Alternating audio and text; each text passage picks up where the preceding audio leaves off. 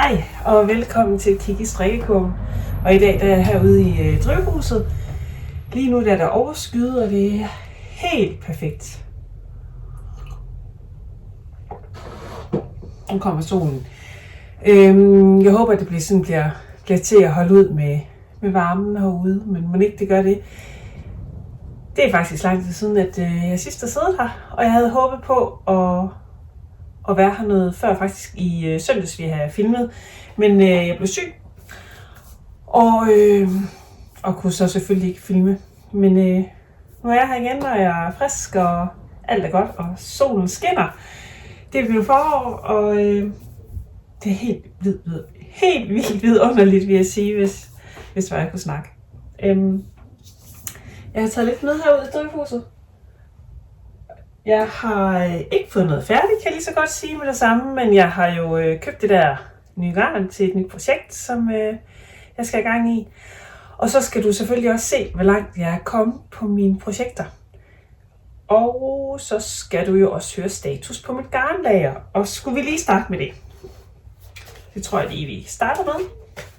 Jeg ved ikke lige, om det går med den sol der i øjnene, ellers så må jeg rykke rundt. Ja, der kommer lidt skyer og sådan noget. Det er som det er. Mit garnlager. Fordi sidst, da vi snakkede sammen, der havde jeg 62 kilo, 560 gram garn. Og så har jeg jo strikket lidt, og jeg har så købt noget garn, så mit lager det er faktisk blevet forøget, så jeg i dag har 62 kilo og 800 gram garn. Det er vidunderligt. Og så skal jeg lige se, hvad det er, jeg har købt. Fordi nu kan jeg ikke vente med at vise det længere. Jeg har købt et strikkekit, som er kommet i den her pose. Og jeg har købt Knitting for Olive. Og det jeg har købt, det er, jeg har købt et strikkekit til en sweater, som hedder en cathold sweater. Og da jeg så den første gang, jeg tænkte, den er bare så flot, den må jeg have. Og jeg har valgt at strikke den i originalfarverne. Så det vil sige, at min grundfarve, det bliver de her to farver. Og nu, jeg kan ikke se noget. Jeg kan ikke engang se mig selv inde på skærmen, fordi jeg får solen lige i ansigtet. Men jeg håber altså, at farverne, at de ser rigtig ud på kameraet. Og jeg sidder også lidt langt væk i dag, kan jeg mærke. Så jeg håber også, at lyden er okay. Jeg har ikke nogen lille mikrofon mere. Den er gået stykke for lang tid siden. Så lyden er, som den er. Måske blæser det lidt af til, det ved jeg ikke. Men her er farverne. Den her cathold sweater, som også er designet til Knitting for Olive, den bliver strikket i to farver, og den i to garnkvaliteter, som er holdt sammen. Og den ene, det er den her Heavy Merino, som løber 125 meter på 50 gram. Og den her farve, det er den, der hedder hvede, og den har et nummer, der hedder 98710. Den skal holdes sammen med en soft silk mohair, og den er bare rigtig blød og lækker. Det er også farve hvede, og den hedder så 219. Så de her to, det er min bundfarve, og så kontrastfarven. Det er den her smukke orange, som hedder blodappelsin. Og Heavy Merinoen, den har altså blodappelsin selvfølgelig også 98, 872, og den her farve, som også er blodappelsin, hedder så 223. Og det er så, det var da fantastisk med solen, hva'?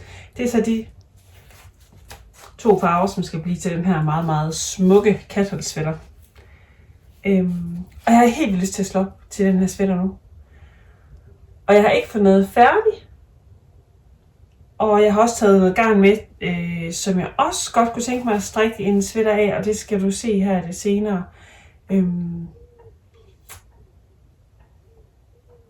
Altså, jeg har jo gang i nogle projekter. Og jeg havde egentlig sådan, jeg har ikke lyst til at få gang på mange projekter, for jeg ved godt, hvis jeg slår op til den her cathold sweater, så er min Nordic Mix sweater, som jeg er i gang med, den kommer jo så til at holde pause. Og det ved jeg ikke lige, om jeg har lyst til, at den skal.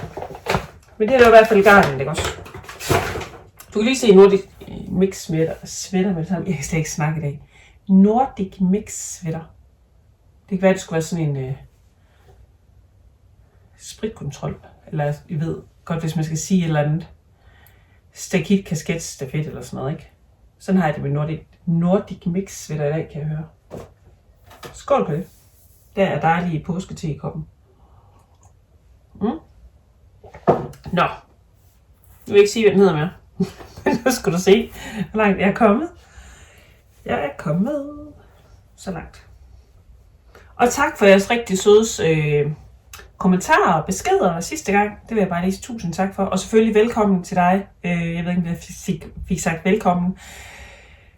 Jeg kom lidt skævt ind i det i dag, men velkommen til i hvert fald. Og tak for jeres søde beskeder.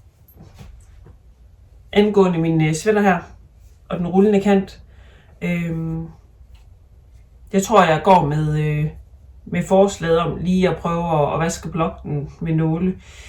Og se, om det holder, inden jeg begynder at gøre noget drastisk. Men sådan her ser den altså ud. Nu hopper der masker i her.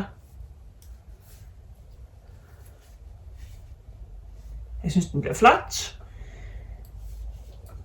Og det se. Og om, jeg tror det er 3 omgange, så skal jeg til at lukke af og slå masker op til klippemasker her i ærmet. Så det går stille og roligt fremad. Jeg kan ikke huske, hvor langt jeg var kommet sidste gang, men jeg tror, at jeg var kommet et eller andet sted her omkring. Ved det her yin og yang mønster. Jeg mener, jeg snakkede om det der yin og yang mønster, jeg næsten var færdig med et eller andet her i. Så. Den er så fin. Og jeg strikker stadigvæk i originalgarnet Rauma Fiul, tror jeg det hedder. I en... Og jeg har bare taget det med det hele. Og jeg strikker ikke på den nu, fordi jeg har brug for mønstret. Ned med den. Jeg strikker den jo i en farve 01. Og den blå farve hedder 03. Og jeg ved ikke, om de har et eller andet fantastisk navn, men det er i hvert fald de her 2 farver, jeg strikker min sweater i.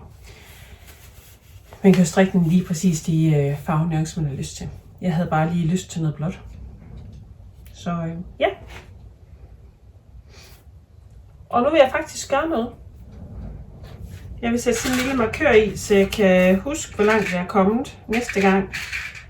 Fordi jeg vil egentlig godt lige vise jer det lidt mere præcist. Jeg har lyst til en grøn. Dem her procesmarkører. Så er lige sådan en i. Så vi kan se, hvor langt jeg er kommet næste gang, for jeg tror ikke, jeg når at blive færdig med den her. Inden næste gang, vi snakker. Der. Så. Nok om den Nordic Mix sweater. Der er lige en lille hund, der skælder ud der.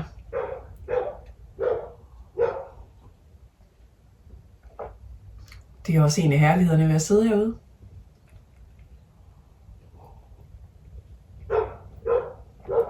Sådan er det. Nå, inden jeg viser dig det næste, så skal du lige have vide, hvad jeg er på forresten. Jeg har taget mit Alex-scarf på, som også er en opskrift af Knitting for Olive. Og det er jo et af de her små tørklæder. Jeg er faktisk rigtig glad for det. Det er strikket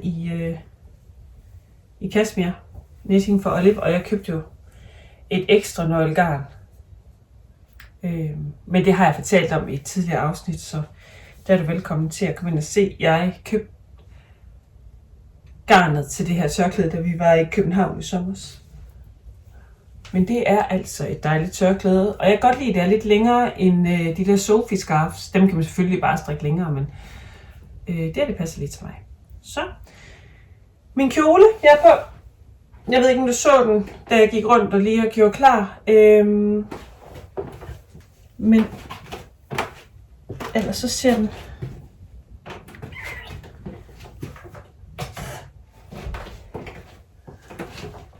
sådan her ud. Kan man se, at det forbruger det hele. Det er lidt træt. Den er lidt længere bag til.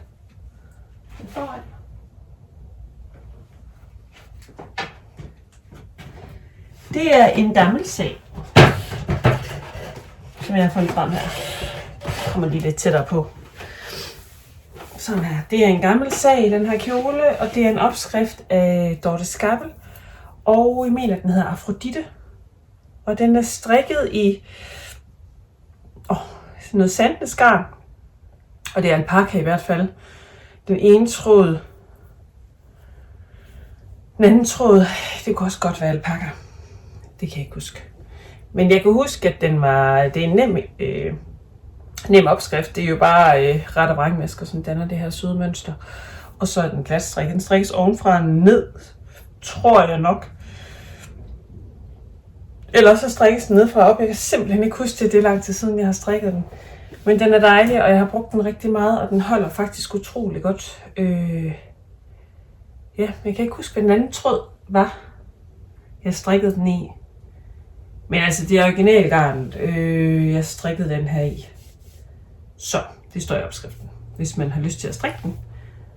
Det er på store pinde, den er strikket, så det går sådan okay hurtigt, så det kan jo også noget. Nu ved jeg så ikke lige, om det er sådan nogle strikkjoler, man har lyst til at strikke. Nu her det forår, men så er man jo klar til efteråret. Du skal se det næste, jeg har gang i, og jeg tror, det skal være strømpen, som jeg er i gang med at strikke til Tommy. Og der mangler jeg faktisk bare lidt, altså den er næsten færdig, den første strømpe. Jeg mangler bare lidt luk af til tåen. Så. Upsi. Jeg skal passe på de der. Jeg har også kottet garn, som du kan se. Sådan har jeg sat den ud. Og så skulle der jo faktisk have været en tog i kontrastfarve. Men det gik simpelthen så godt. Jeg strikkede der ud af, og så glemte jeg faktisk at skifte garn, så pyt med det. Nu er det så kun hælen og lige ribkanten heroppe, der er i kontrast. Og så ser strømpen sådan her ud. Og det er det der glimmergarn fra Opal. Og det glimter faktisk ret meget. Jeg kan rigtig godt lide opalgarn. Det her glimmer, det gør så, at det er sådan lidt mere. Altså det er ikke så lækkert at strikke i, som opalgarn er normalt. Men det giver jo sig selv, når der er sådan en glimmertråd med, tænker jeg. Men det bliver flot. Så en strømpe mere. Så er der et par til Tommy, og han har fødselsdag her den 20. Og der når jeg ikke at få strikket en strømpe mere. Jeg kan da pakke den her strømpe ind til ham, hvis der er. Vi får se. Lige nu bor det hernede i min lille projektpose. Det er faktisk en af mine yndlingsprojektposer. Har jeg sagt det før? Den er så flot. Jeg elsker de her små gule træer. Butternut hedder det. Handmade UK. Det var før, at der kom Brexit og alt det der, ikke? En af mine yndlings. Jeps. Så er jeg i gang med at strikke et tæppe til Sofie. Det står herovre. Ups. I den her. Og hovsa. Jeg har lige strikket lidt på det her i morges. Jeg er ikke kommet så langt, men det tager jo også tid at strikke tæppe. Og hvis du har prøvet at strikke tæppe, så ved du, at det er sådan et projekt, som bare tager lidt tid, ikke? Jeg tror og mener at kunne huske, at jeg var kommet hertil omkring ved den der lidt beige farve, måske sidst, hvor jeg filmede. Og hvis jeg er det, så er jeg faktisk kommet langt. Men nu sætter jeg i hvert fald en maskemarkør, så du kan se, hvor langt jeg er kommet. Og så jeg selv kan se, at der faktisk sker noget. Jeg synes, det bliver flot. Hun har jo selv valgt de her neutrale farver. Og den her snor skal lige om på bagsiden. Men det er det forsiden. Og det, der er lidt sjovt faktisk, det er den der stribe, som godt kan se lidt blå ud. Men den er faktisk grå, det her garn her. Det er Viking Nordlysgarnet. Og det er jo egentlig bare rester, jeg har brugt. Og så holdt sammen, eller som jeg bruger, og så holder jeg det sammen med en tråd af det her silkeuld fra Garmsel, som jeg har ret meget af. Det er farven Pecan, tror jeg den hedder. Nej, det passer ikke, den hedder vist Hængepil. Og det er farve nummer 9. Hængepil hedder farven. Så jeg holder alt mit restegarn sammen med en tråd hængepil, og lige nu der er jeg i gang med den her hvide merino fra Sysleriet, som på et tidspunkt blev brugt til et Stine-West-sjal. Så er altså en rest her. Så den er jeg ved at strikke op nu. Så det er en lækker måde at så få strikket sine rester. Men der skulle lige en markør på, så der kommer det lige. Jeg elsker de her små markører her, fordi de er så flotte. Det er og Coconix, altså. Det er faktisk ligegyldigt, hvor de er fra. Man kan også man kan få de her små markører alle mulige steder. Men de er nemlig ikke tunge. Så jeg har også en masse af de der, eller ikke en masse, men jeg har sådan nogle af de der ret flotte markører, og så hænger der sådan et lille vedhæng på, og så kan man sætte det fast. Men jeg kan godt lide, at det ikke vejer noget. Sådan en lille diskret markør her. Så. Der, det skulle være blå. Det er der, jeg er kommet til. Så ned i tasken igen.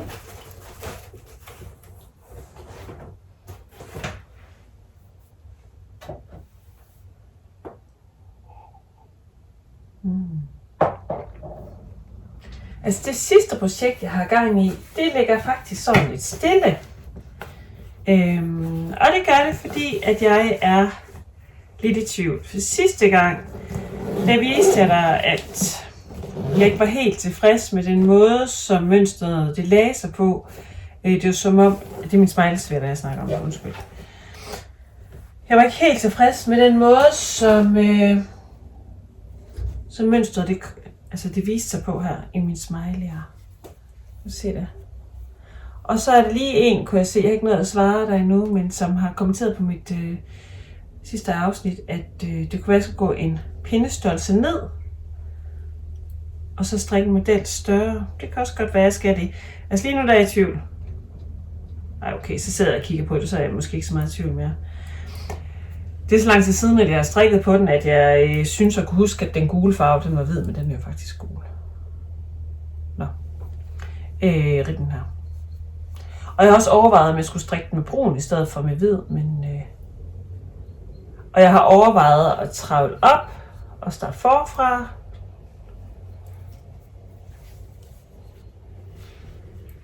Men som du kan se, så er ikke noget særlig meget længere. Jeg er nået herop til, hvor jeg er i gang med de hvide smiley'er, som vender på hovedet. Det er jo mood-sweater af Spektakelstrik. Ret vigtigt lige at sige, ikke? Og når man køber opskriften, så går man ind og støtter Mødrehjælpen. Så endnu en fantastisk grund til at købe opskriften, hvis man har lyst til at strikke den her sweater. Kunne du godt se? Det er ikke helt godt. Men nu har jeg byttet rundt på kontrastfarven, så forhåbentlig så bliver det mere tydeligt op, altså her og så fremover.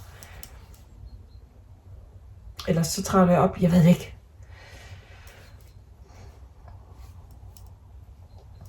Jeg tænker lige lidt over det her, nu får jeg en markør i, og så ser vi, hvad skæbnen bliver på den her sweater. Om jeg travler op, eller om jeg fortsætter. Det tænker jeg. Jeg går lige i tænkeboks. Det er stadigvæk det her latbull fra by Killerik. Hun sælger det vist ikke mere. Men hvis du har noget latbull til at ligge i gemmerne, så passer det vist nok okay med løbelængden og strikke den, der hedder dobbelt. Og så har jeg jo ikke den her i dobbelt, men jeg har den enkelt og 2 tråd sammen, det giver en dobbelt. 2 skønne farver, mood-sweater. Blev det helt vildt forelsket i den igen, nu når jeg lige så den. Ja. Jeg ved det ikke, jeg sidder lige og tænker lidt, kan du nok høre. Nå.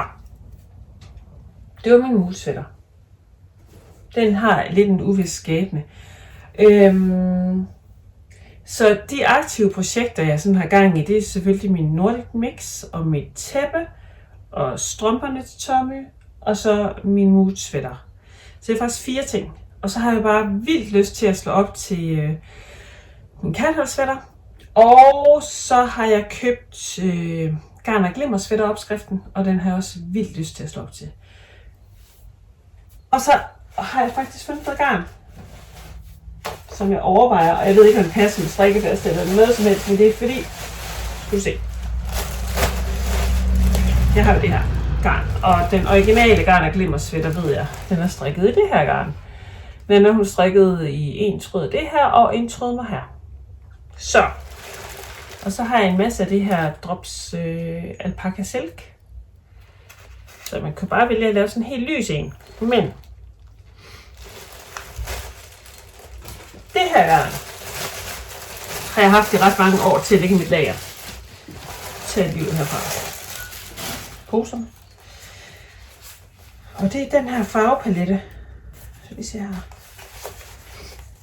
Som jeg rigtig godt gad at få gang i. Vi ser, hvordan det bliver. Nå, den her farvepalette. Den synes jeg nemlig, den er ret fed. Men at have den sådan helt direkte, de her farver her, det er måske ikke lige så meget mig. Men man kunne jo lave sådan en lækker maleret sag.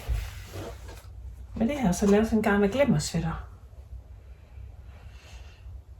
Jeg kunne jo, og så med sådan nogle her i her.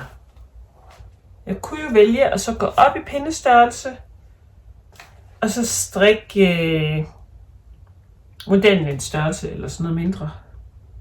Men det kan jo også være, at det passer med, altså nu ved jeg, at den skal strikkes i pægynt, og jeg ved ikke, hvordan løbelængden er i den her i forhold til pægynt, men det kan jeg i hvert fald lige regne ud. Den er lidt sjov, den her løbelængde, fordi den er ikke på 100 gram, det står på 250 gram, som det her nøgle vejer.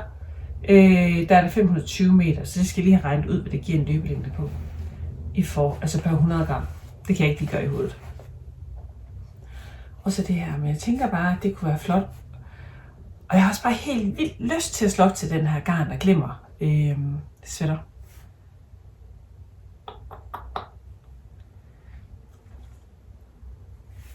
Så enten så skal jeg holde mig til det, som jeg er gang i, og få det strikket færdigt, så det ikke kommer til at ligge og marinere. Eller så skal jeg bare give den los. Og så slå op til noget nyt, og så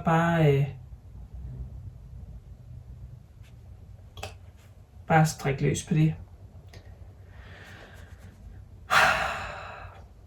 Det er ikke nemt. Det er ikke nemt at tage sådan en beslutning. Det er jo noget, og det ser her, man kan da kun blive glad i låget af det her. Og så man sidder på sådan et, og strikker på sådan et dejligt tæppe. Og den her, som jeg er lidt i tvivl om, og så er det jo en Nordic Mix, som bare er sjov. Og så strikker på blå, så det er bare blå og brun og gul. Ikke? Kan du se det?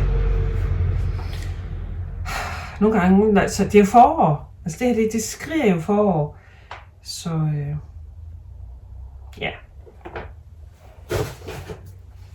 Jeg må se, hvad jeg gør. Jeg er svært lige at regne på det her, for den her Garn og Glimmer, den kalder jo fuldstændig åndssvagt på mig. Og det gør den der katholdsweater også. Så når vi ses næste gang, så kan det være, at jeg har gang i 1000 projekter, hvor jeg nærmest ikke er kommet noget på, fordi jeg skal strikke på det hele på en gang, eller også så har jeg sat fra til ærmer på min Nordic Mix sweater. Og det glæder jeg mig altså også helt vildt til. Ja, det her på det se. Er det ikke fedt? Ja, det her det kalder på mig helt åndssvagt meget, så måske skal jeg bare gøre det. Jeps. Og så kunne jeg også bruge det her garn, som jeg har haft til at ligge i 100 år. Ja, okay, lige knap 100 år, men måske 5 år har det i hvert fald ligget i mit lager.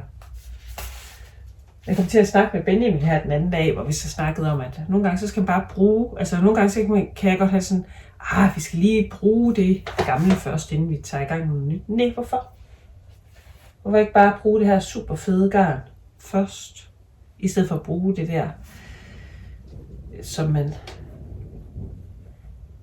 altså det der garn, som man føler, man bør bruge op, inden man bruger det lækre. Nogle gange så, hvorfor skal vi gemme det her lækre garn? Hvorfor ikke bare bruge det? Vi får se. Hvad jeg finder ud af. Jeg har i hvert fald ikke mere med herude i drivhuset i dag. Og solen gik lidt for igen, så det faktisk var til at sidde herude, uden at sådan, at øjnene de knipper helt sammen og kun bliver til sådan et par små brevsprækker. Ja. Jeg håber, du har fået strikket lidt, og så ses vi igen lige pludselig. Tusind tak, fordi du ser med. Det er virkelig taknemmelig for. Og tusind tak for de søde beskeder, som I skriver til mig. Dem er jeg rigtig glad for også. Så have det rigtig godt, og få strikket en masse, og så, hvad synes du? Skal jeg give los, eller skal jeg være vedholdende? Jeg ved det ikke. Vi får se. I hvert fald tak for, at du så med. Vi ses. Hej hej.